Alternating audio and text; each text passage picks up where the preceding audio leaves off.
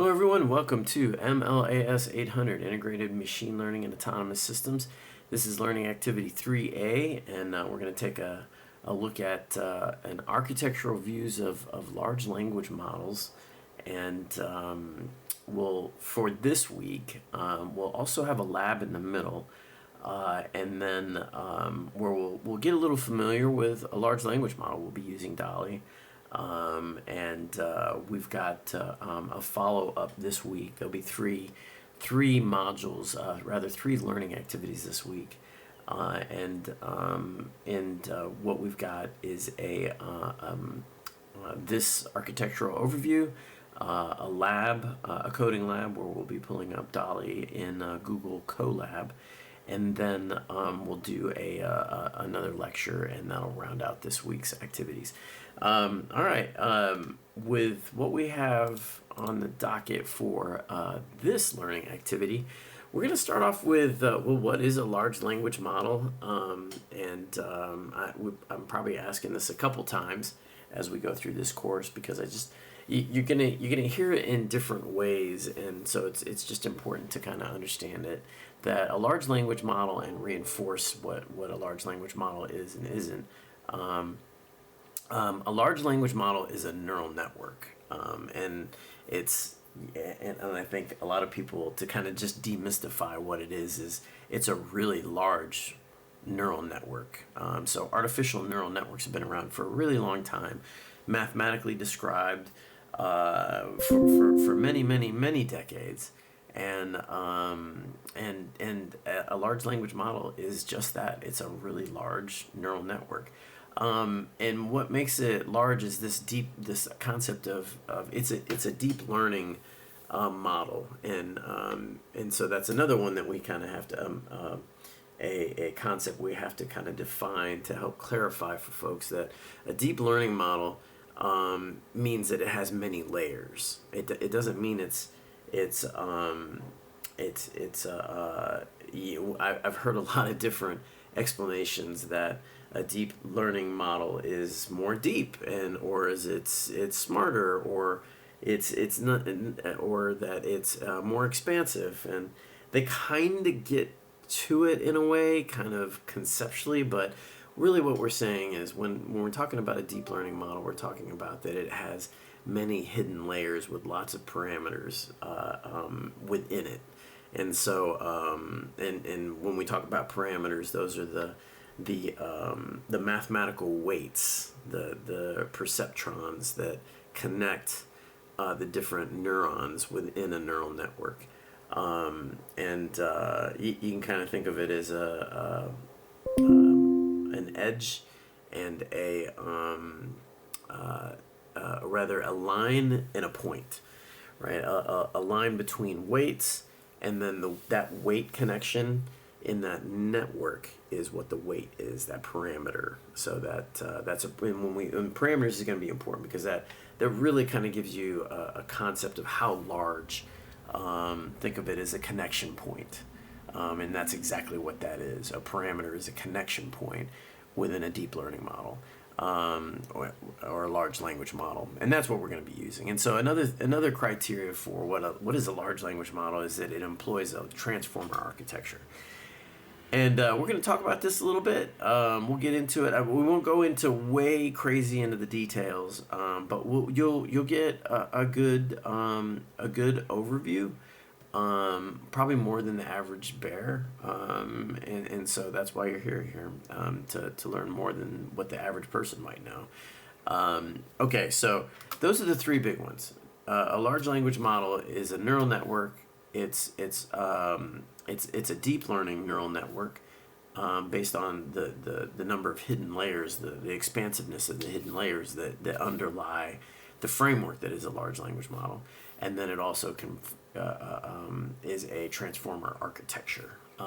So the transformer architecture has been around since 2017, and put out, originally conceptualized and developed by Vaswani's team back then. I'll have a link here within the a searchable reference for you to be able to go do some research on that paper if you're looking to learn more about the detail, like the really nitty gritty details of what a transformer architecture is. And right now, of course, the most famous one that you've got out there is OpenAI uses a GPT. There's BERT, there's Llama, there's Mistral, there's Mixtral, there's Liquid AI, there's, let's see, what else is there? There's Dolly, the one that we're going to be using. So there's quite a few that exist today, and many of them are open source, except for two. OpenAI's very large language model is not open source. And Liquid AI, a newcomer on, is not open source. But the DeepSeek is a new one that's out, and that one is open source. And we won't be messing around with that one here, but that's definitely one that's available for you to use and research. Okay, so why are we talking about architecture? Well, I mean, it helps to give us a visual, pictorial representation.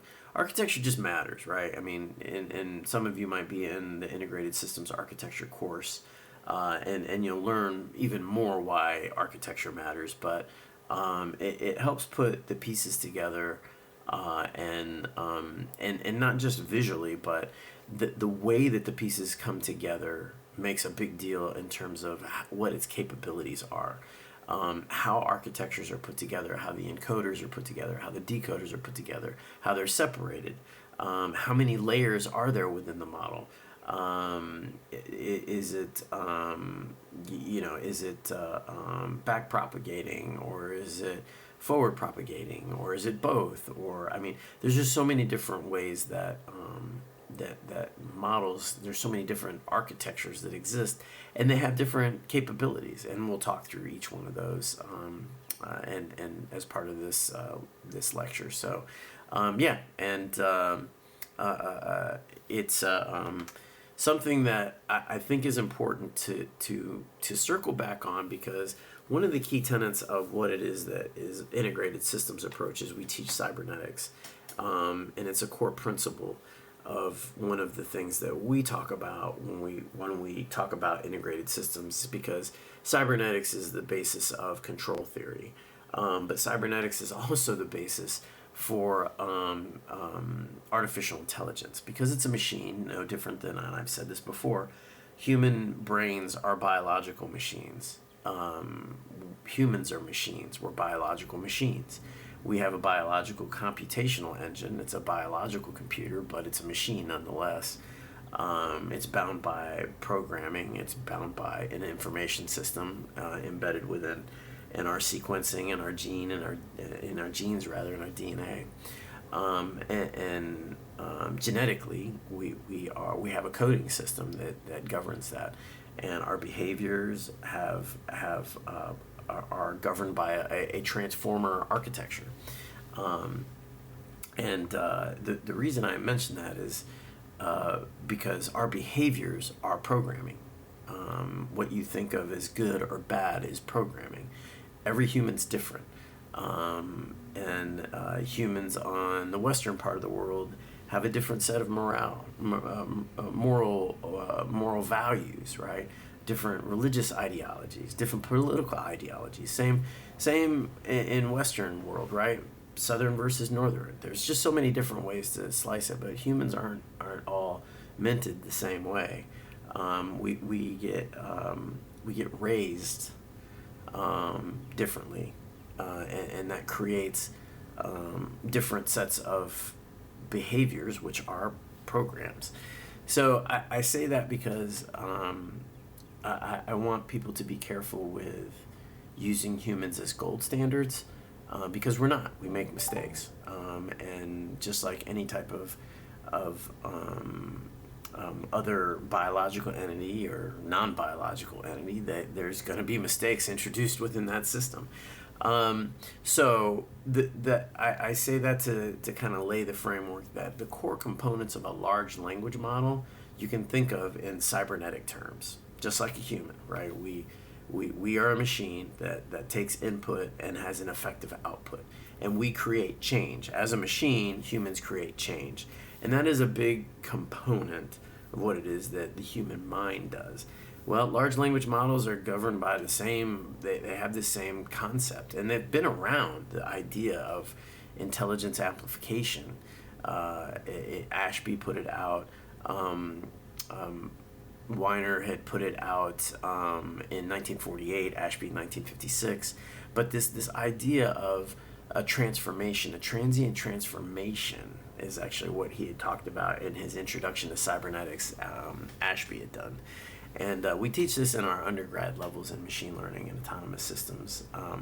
But what it has at its core is you have an input, you have a transformer in the middle, and an output. And large language models have this same high level. We're talking super high level architecturally, that you've got an embedding layer that's the input layer. That's the tokens. That's when you talk to OpenAI, when you talk to a large language model, you create a string, you create a sentence structure.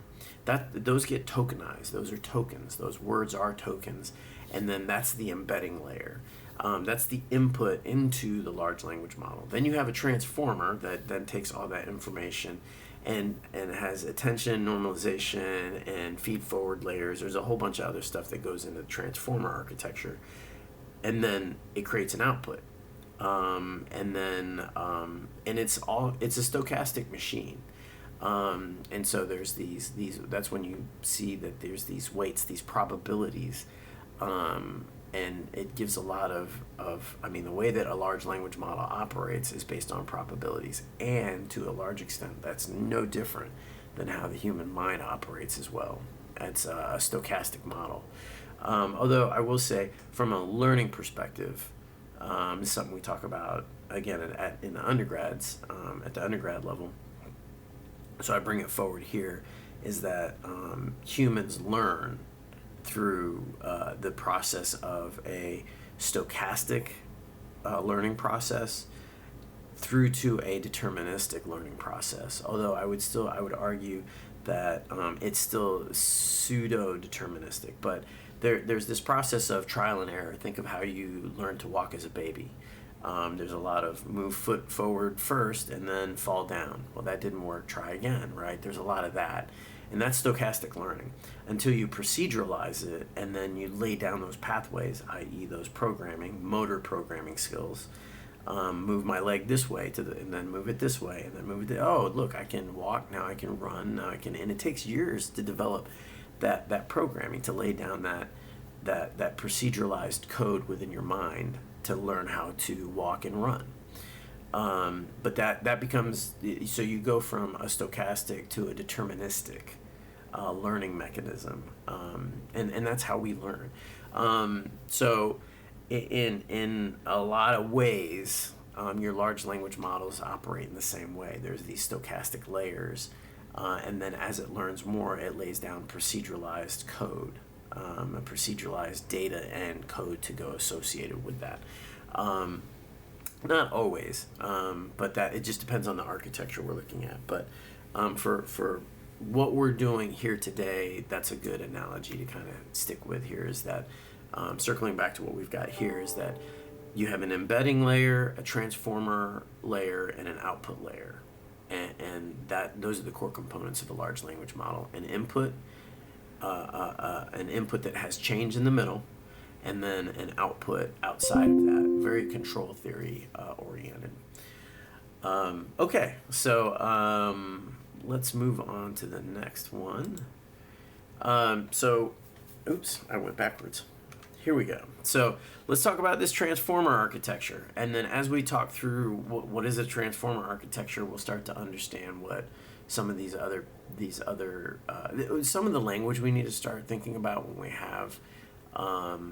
we start talking about large language models. So again, Vaswani back in 2017 wrote a paper and actually developed a system, and the paper was called "Attention is All You Need." And this was published in Advances in Neural Information Processing Systems. The key parts, and we won't talk through all of these because it would be a very long lecture, but we'll talk about self-attention and positional encoding in detail. But high level, the key parts for a transformer architecture is you have a self-attention mechanism, you have a multi-head attention framework. You have a position-wise feed-forward network. You have a positional encoding framework, and then you have and there those are the I would say the four main components. And one of the things that you want to think about when we talk about large language model is how well does it scale. In that scaling, we usually measure in terms of you'll see a B next to it, whether it's a 3B, a 7B, a 12B, and that has to do with the size and how well it does at reasoning tasks, but then how well it does in terms of specialization tasks as well, depending on the architecture. And so there's an encoder and a decoder, and then we'll talk about the self-attention mechanism here in just a second. But the transformer architecture, when you go to start to dig into this a little bit more, there's three letters that pop up regularly. It's K, V, and Q, and you're going to see this a lot, but it has to do with what's called the key, a value, and a query.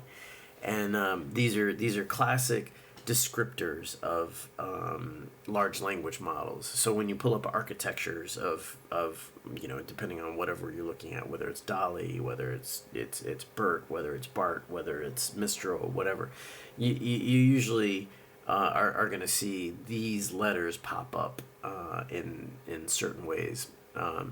They usually are associated. They'll either be by themselves, K, V, and Q, or they'll be associated as a subscript within a W for weight. So like a W sub Q as an example, or a W sub V or a W sub K is sometimes how you'll see that written on either mathematically, which sometimes that's how they're described when we talk about transformer architecture. Sometimes you'll see them described architecturally in a mathematical form, or sometimes you might see them in a technical form. But that's what that means when you see those.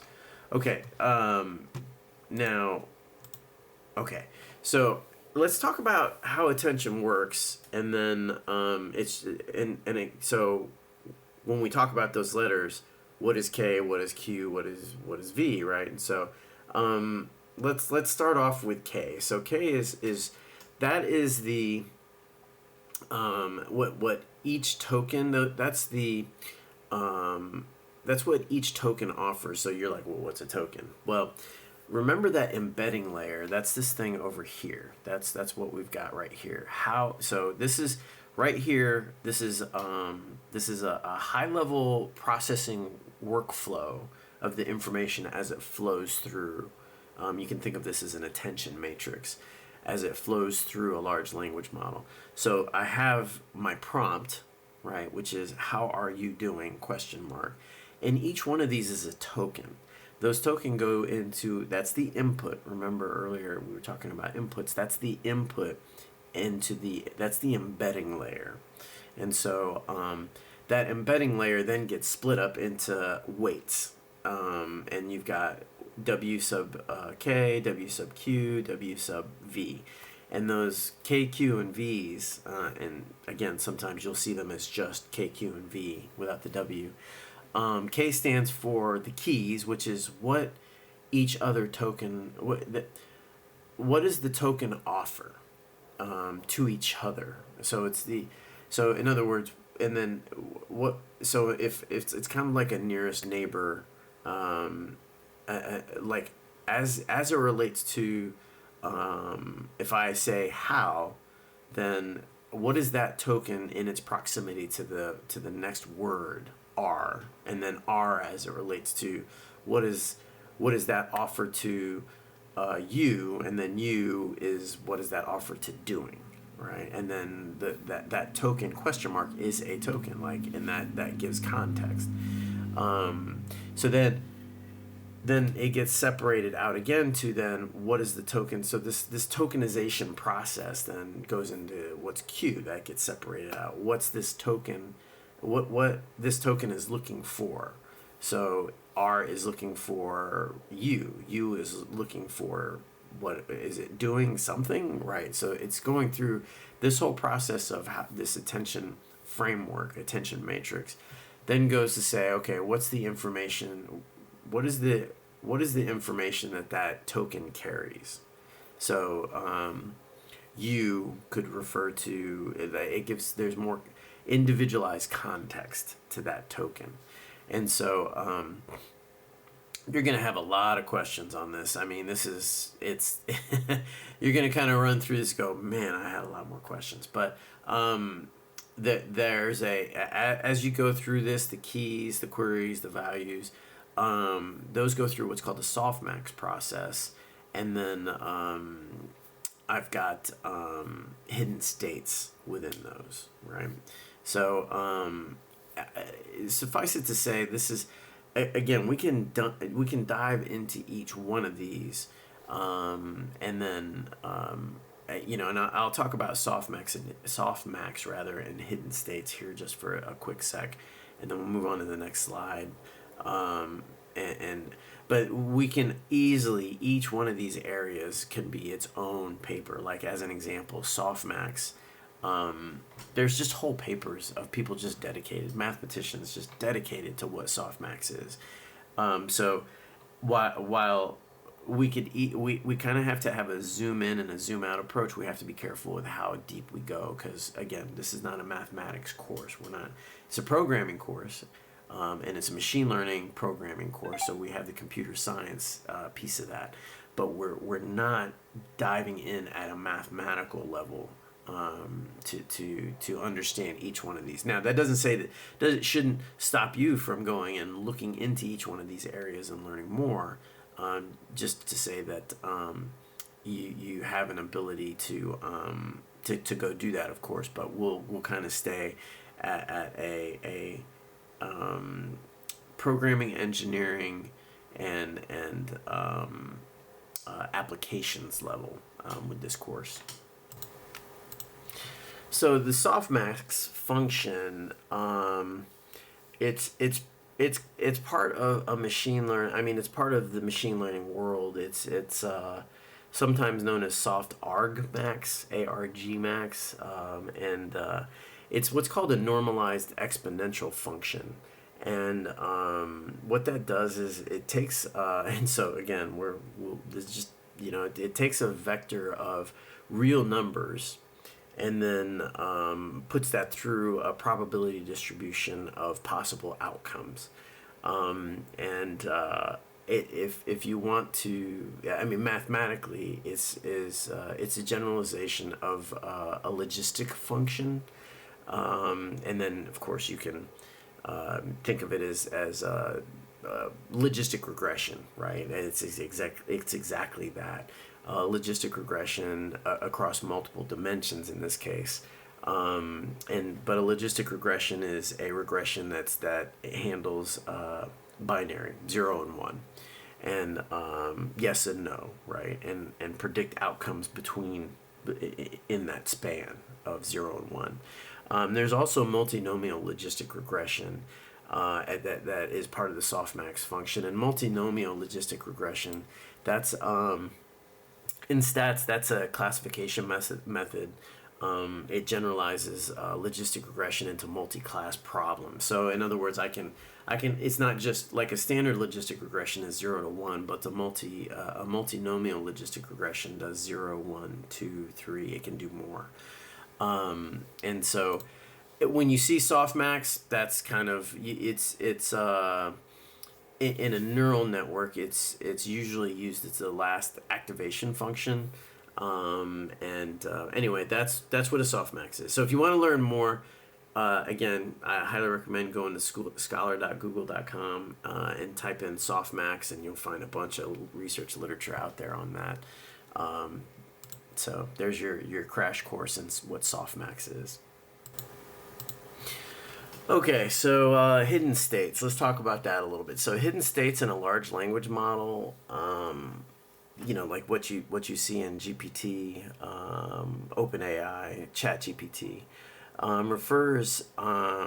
It's the internal representation of a model builds up that builds up at each layer as it processes input tokens. And so these are going to be like words, subwords, characters. These are those, anything that's a special character like the question mark or the exclamation point or things like that.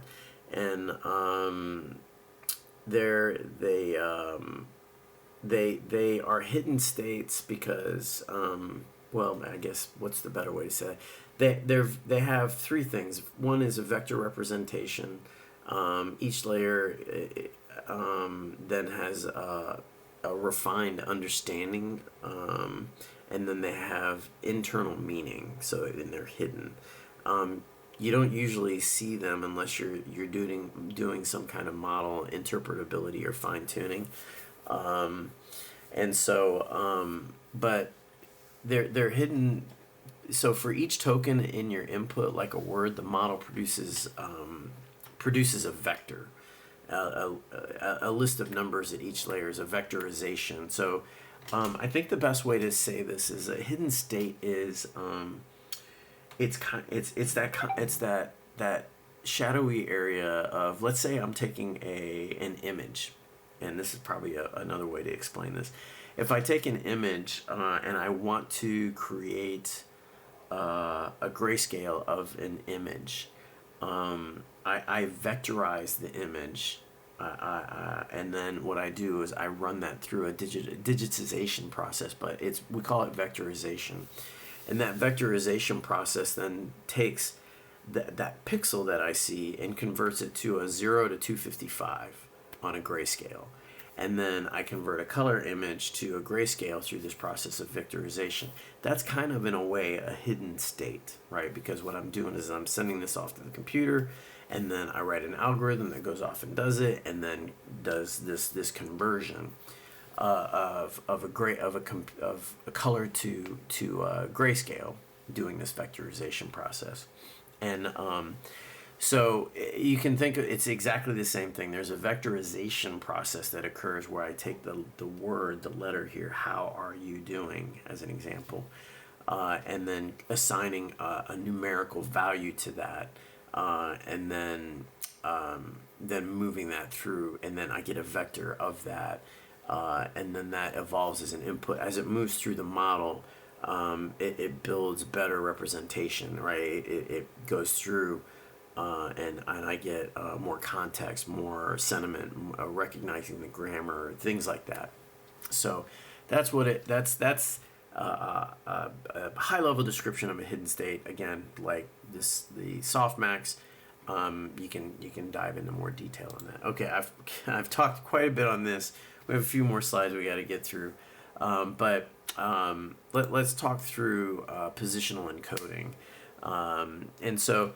Positional encoding, this is a good segue because as it relates to the hidden states and then the kind of the vectorization of the input layer, the embedded layer, that's what we're doing. We're taking the this is just a visual representation of exactly what I just described, which is the quick brown. As an example, here's another example.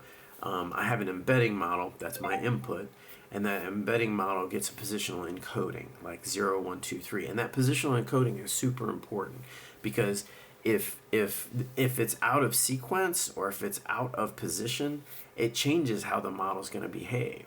So if I put brown fox the quick, right, it might think something very different because the positional encoding, our brain would then immediately, like, think about the way your brain would handle that. As a transformer, when you say the quick brown fox, that's just a description.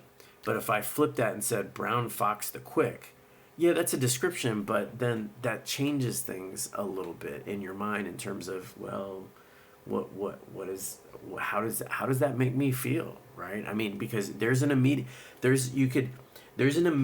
shift in the way your brain processed that position, by intuitively flipping those, right? Or if you said quick fox the brown, right? Then that's different. Then I'm like, is that a nickname for a human? What I mean, so it changes things up for you, right? So when we talk about positional encoding, that's what we're doing here. Is we're vectorizing not just the word, we're not just vectorizing the word and assigning a value to the word. We're also assigning an index value to the position of that, because that has meaning. So that's what we talk about, and that's important for large language models. Okay. All right. So training large language models. Let's move on to so that's kind of the crash course in large language model architecture. And again, we'll talk through these as we move through the course. We'll kind of these will be architecture will be a common theme that'll keep coming up, or not too much, but it will be a common theme that we revisit rather. Training LLMs, I want to dispel a few myths, because this comes up a lot when I'm talking to folks, is unsupervised. LLMs, they take a lot of data, and they take a lot of structured data to do what it is that they do, and it takes a lot. And then it's usually it can be unsupervised, self-supervised learning, and a lot of times they use these two areas for common objectives, and this determines how well they reason, but they either do a next token prediction or a masked token prediction, and it determines how well it handles the input embedding layer, that next token prediction, versus a masked token, and it takes a lot of compute power to do this. Now, it doesn't take a lot of compute power to, let me rephrase this. This is a misconception here.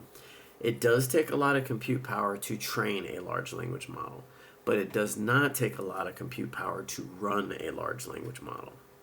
So let me say that again. It takes a lot of compute power to train a large language model, but it does not take a lot to run a large language model. And you're going to actually see this in action in using DALL-E. We're going to use DALL-E. It's a small large language model, but it's still pretty big, especially compared to what we were dealing with 10 years ago. Large language models 10 years ago were we were talking about like, oh man, 1 million, and then will we ever get to 1 billion? And we were like, it was crazy what we thought was not possible at the time. And we're dealing, I mean, that's your starting point now. A 3B model, or a 3 billion parameterized model, is your base entry point now for these large language models. And now you're talking about 1 trillion parameters.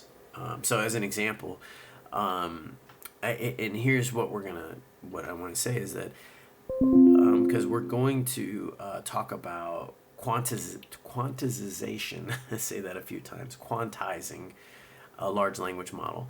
And there's unquant, and then there's quants. And so an unquantized model is think of that as the raw model. Think of it as if I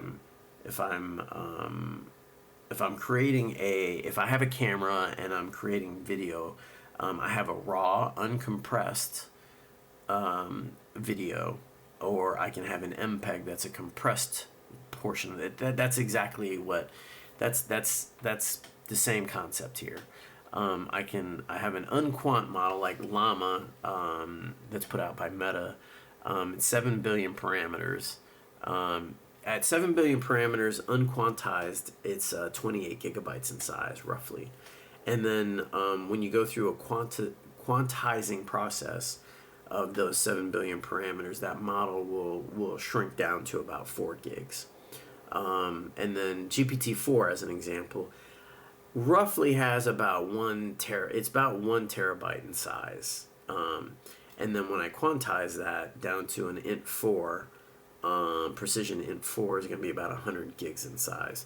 That's on 500 billion parameters. So it's pretty GPT-4. And I don't even know what GPT Omni runs. I'm not even sure what GPT 4.5 is going to be running, but I wouldn't be surprised if it's a trillion. And you're looking at easily a 2 terabyte unquant with probably a 200 gigabyte quant. So where I'm going is you can run those on a computer. You can run GPT locally on a machine. It's where it goes at scale. It's like if I want to have GPT 4.5 as an example available to 300 million people at once, then I'm going to need a server farm, right? That's not something that it's scaling out to serve the masses, so to speak.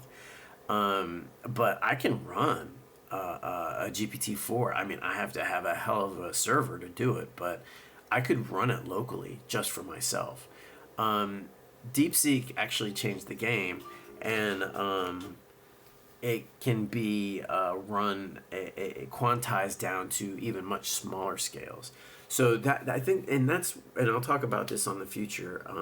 That's something that we'll talk about here. Is that where does this lead for the future of large language models? All right. Okay. So there are many architectural variants. There's BERT. There's and these, and again, I mentioned this earlier. The architecture determines what capabilities, the trade-offs between speed, performance, and ability to generalize or specialize, right? Maybe in sometimes you want to have a model that does more specialization. BERT is one that's good at understanding tasks. It's an encoder only version. And then a decoder is a GPT. It's good at task generation. And then you have encoder decoder, which are T5 and BART. They're good for translation and summarization. And if you're interested in learning more, there's actually a really good paper on it written a few years ago by Wu, Literature Review on Vulnerability Detection Using NLP Technology. And there's actually, it describes BERT, GPT, and BART in really good good detail. And it's something that you can jump into a little bit more. But this is something that, again, it's worth mentioning probably a third time now, that the architecture and how you build your LLM it determines one, how good it's going to be and how performant it's going to be. But I will say the other part of that is part of the architecture is the data that you train on. That's super important. So how you train your model is important. But just as important is the data that you use to train your model. It helps to determine the specialization or what it is that you're trying to affect. And I'll keep it high level. If I'm trying to do, if I'm trying to build a large language model that advises how ships move at sea, well, then I probably need to use naval doctrine in its training model, right? Versus as a data point, versus how I would do army operations and moving people or vehicles on land, right? There's going to be a different way that you navigate and move. This sounds very military-like, but if I wanted to do joint operations, I would probably have combined joint doctrine as part of that large language model and train on both naval and land, right? Navy and land movement, right? So that's an example. A business view of it could be the industry side of it. It could be how I train a model to do law precedent versus medical procedures, right? Where I'm going is I can have a large language model, but the data that is underlying that framework is also important. All right.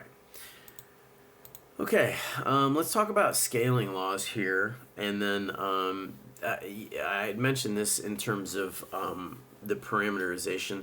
We're using the parameters that we're going to be using, and we're going to be using a virtual machine in Google Colab for your lab this week, and you'll get familiar with Dolly.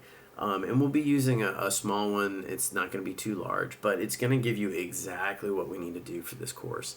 We'll take a quantized Dolly large language model. We'll spin up first. We'll get a little a little, you get familiar with some of what we're doing here. But you'll learn about how parameters will, the more parameters, the more data, it takes more compute. But then that also has, it's more cost to do the model training, to the tune of, I want to say I read a stat that doing ChatGPT 4.0 ran the company almost $100 million in compute for doing model training. And they're talking about in the future that these large language models could even be as high as 1 billion. Now, I do think that there's going to be some efficiencies, like DeepSeek showed that you can do the same and with a lot less, a fraction of what OpenAI did and how expensive it was. So I think that there's going to be a drive down in cost and to be more efficient. And just like anything else, miniaturization. I think there's going to be a future where miniaturization and the size, as we quantize, will get more efficient to the point where your ChatGPT 4.0, your 1 trillion parameterized large language model could be running in your cell phone, right, for a personal AI. It's absolutely not far away. And well within grasp, and it's a combination of having small compute that is performant, but then also having models that run more efficient. So it's driving one down, driving one up, and then also shrinking them both down is what we're seeing. But scaling laws and model size do apply. So in terms of the parameters and the amount of data, more parameters, more data means you're going to get a smarter machine. You're going to get a smarter large language model. And so there are that is still very much something that seems to be at play here. In other words, your GPT-3 model is going to be less, has 100 billion parameters versus your GPT-4 model, which has 500 billion parameters, far surpasses the large language model that is ChatGPT 4.0, and Omni far surpasses anything previous to it, especially GPT-1, GPT-2. It far surpasses GPT-3. And that 1 is better data, more data, and then 2 is the increase in parameterization. Okay. I think we're getting close to the end of this thing. This is one of my longer lectures. Usually I try to keep these you won't see me usually go up to the 45-minute mark here. So most of the time my lectures are shorter at the 20-minute, but we had quite a few things we had to cover here. Okay, so future directions. So sparse models. What is a sparse model? So instead of there's directions in terms of architecturally, when we talk about a sparse model, you can imagine it's like a big library, and instead it's like an index mechanism. Instead of reading every book and then having this very, very dense model, you only pull. Think of it as kind of like your only give me what I need at time of rendering. Think of it as like a render distance in video gaming, right? It's only show me what I need to see, and then I'll pull in the most relevant to the question at hand. In other words, I don't have to have everything at my fingertips. I can have some stuff further away from me and only pull in. You've got to have an index mechanism to make that work, a hashing mechanism within your model. And then you have mixture of experts. This is another future direction. A hospital, think of it kind of like you don't have to have, it's like having a lot of experts, but you go to the two that are best for you and what it is you're dealing with. So again, it's very similar to the sparse model. But you're embedding specialists within that model, and not a generalist model. And then multimodal models. is kind of, I think of multimodal models is more like the true human mind, the way the human, and again, I want people to be careful with, don't use the human body or the human mind as a gold standard, because we make mistakes all the time, and there's no guarantee that our human brain is the most efficient.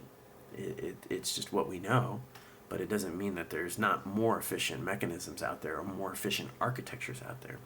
But multimodal model is it's like watching a movie and seeing and hearing at the same time. That's what a multimodal has. A multimodal model has the ability to process both the textual information that you're seeing, but then also the visual information you're seeing, which is another domain, and then the auditory information that you're receiving, right? And that's what multimodal models can do.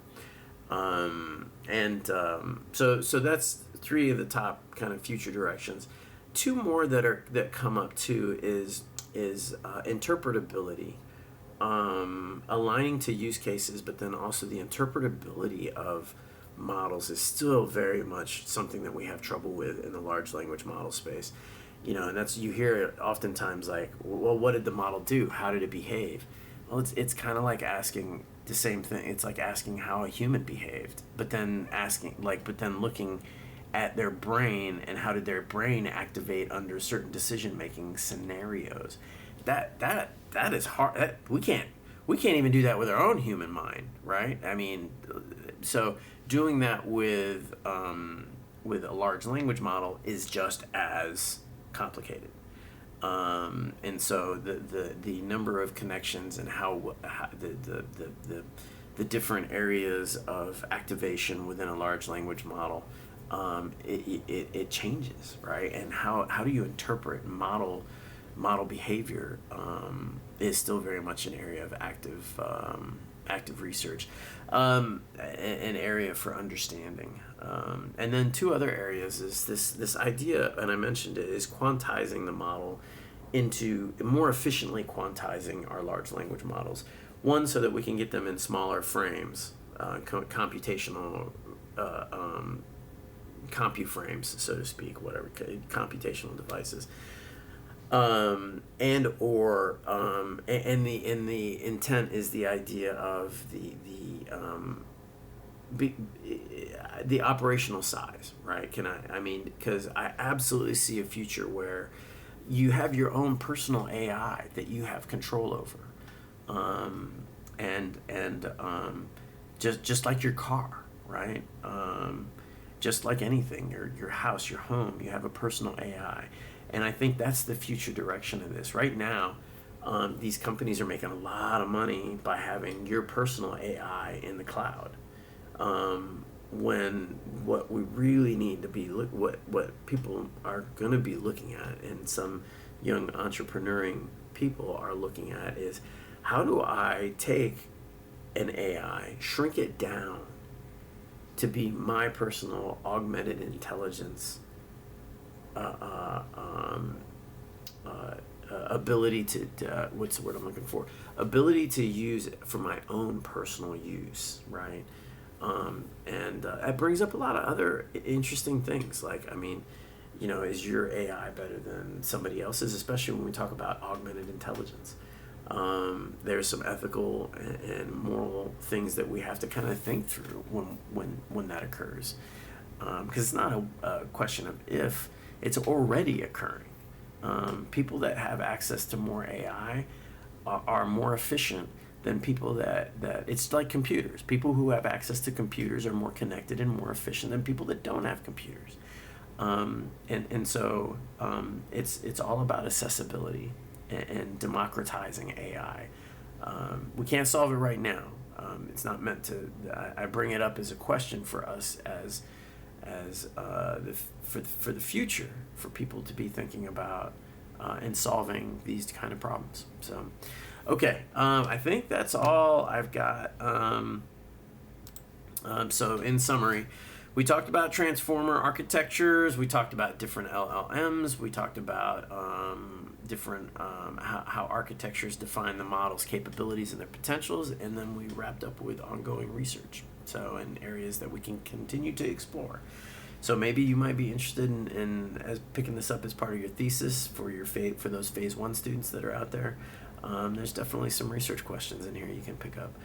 For phase 2 students, maybe you might be picking some of this stuff up and incorporating it into your machine learning research. For those phase 3 students, you've probably already picked up some of this. So, okay. All right. So last two things. Two questions. So how does architecture influence LLM performance in real-world tasks? And then, and these are things I want you to noodle on as you go through the week. And then what are the trade-offs between size and efficiency? And some things I want you to think about. Okay, that's all I have. I really appreciate it. Thank you. Man, I'm at the 50-minute mark. If you have any questions, you know where to get in touch with me, and I look forward to seeing you in the next learning activity.